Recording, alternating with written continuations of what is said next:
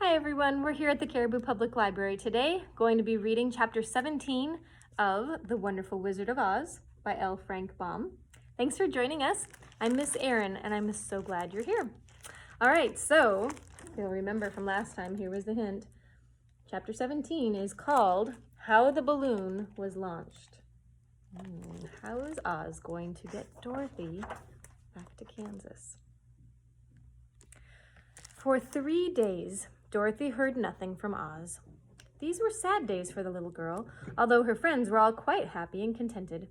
The Scarecrow told them that there were wonderful thoughts in his head, but he would not say what they were because he knew no one could understand them but himself.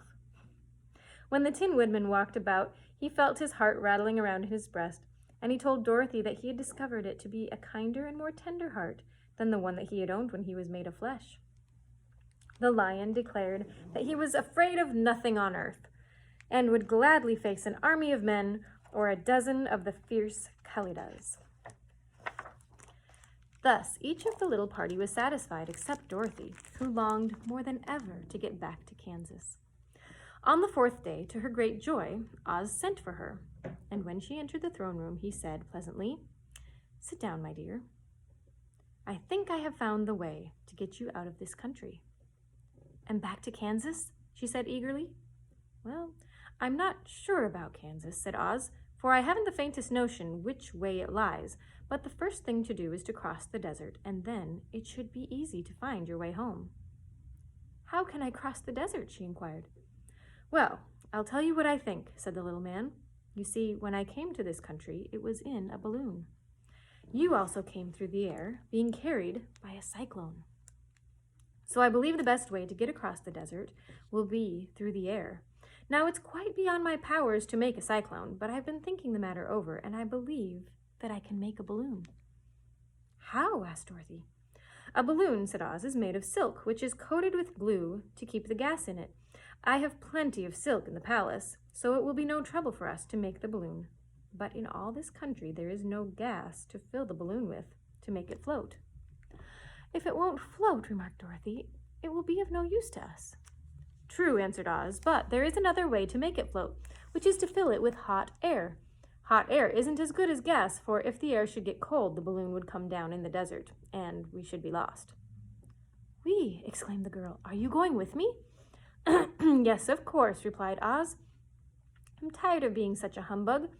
If I should go out of this palace, my people would soon discover that I am not a wizard, and then they would be vexed with me for having deceived them. So I have to stay shut up in these rooms all day, and it gets tiresome. I'd much rather go back to Kansas with you and be in a circus again." "I shall be glad to have your company," said Dorothy.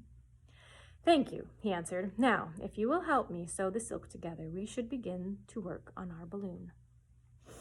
So Dorothy took a needle and thread, and as fast as Oz cut the strips of silk into proper shape, the girls sewed them neatly together.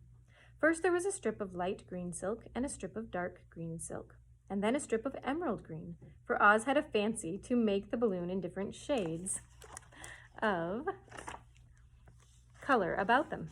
It took 3 days to sew all the strips together, but when it was finished, they had a big bag of green silk, more than 20 feet long. Then Oz painted it on the inside with a coat of thin glue to make it airtight, after which he announced that the balloon was ready. "But we must have a basket to ride in," he said. So he sent the soldier with the green whiskers for a big clothes basket, which he fastened with many ropes to the bottom of the balloon. When it was all ready, Oz sent word to his people that he was going to make a visit to a great brother wizard who lived in the clouds. The news spread rapidly throughout the city, and everyone came to see the wonderful sight. Oz ordered the balloon carried out in front of the palace, and the people gazed upon it with much curiosity. The Tin Woodman had chopped a big pile of wood, and now he made a fire of it. And Oz held the bottom of the balloon over the fire so that the hot air that arose from it would be caught in the silken bag. Gradually, the balloon swelled out and rose into the air until finally the basket just touched the ground. Then Oz got into the basket and said to all the people in a loud voice, "I am now going away to make a visit. While I am gone, the Scarecrow will rule over you. I command you to obey him as you would me." The balloon was by this time tugging hard at the rope that held it to the ground, for the air within it was hot, and this made it so much lighter in weight than the air without it, that it pulled hard to rise into the sky. "Come, Dorothy," cried the wizard. "Hurry up, or the balloon will fly away." "I can't find Toto anywhere," replied Dorothy, who did not wish to leave her little dog behind. Toto had run into the crowd to bark at a kitten, and Dorothy at last had found him. She picked him up and ran toward the balloon. She was within a few steps of it, and Oz was holding out his hand to help her into the basket, when, crack, went the ropes, and the balloon rose into the air without her. "Come back," she screamed. "I want to go too." "I can't come back, my dear," called Oz from the basket. "Goodbye." "Goodbye," shouted everyone, and all eyes were turned upward